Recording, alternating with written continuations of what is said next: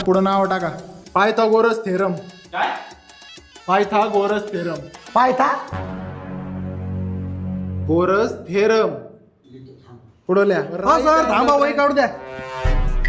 Sir पायथा घोणस नंतर काय? अरे घोणस ना रे बाबा, पायथागोरस.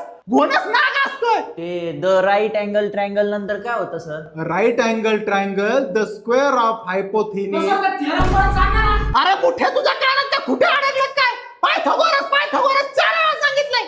राईट अँगल द्या पुढे सर.